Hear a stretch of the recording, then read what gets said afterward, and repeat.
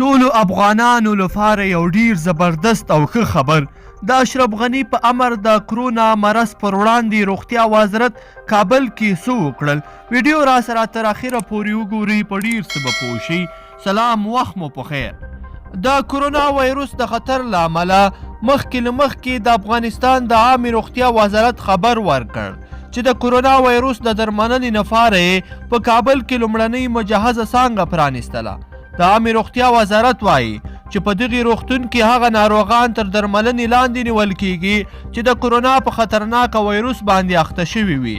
د افغانستان د عامې روغتیا وزیر فیروزالدین پیروز وایي په دې سل بستریز روغتون کې به یوازې هغه کسان تر درملنې لاندې نیول کیږي چې په دغې وژونکې ناروغۍ باندې اخته شوي وي.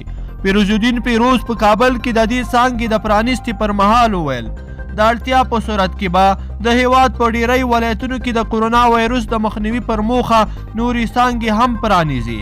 د معلوماتو له مخې د کرونا وایروس د مخنیوي لپاره دا څانګه د افغان جاپان په نوم په یو مجهز روغتون کې پرانیستل شوه چې په پکې به د کرونا په ګډون 10 ډوله وایروس تشخیص کړای شي.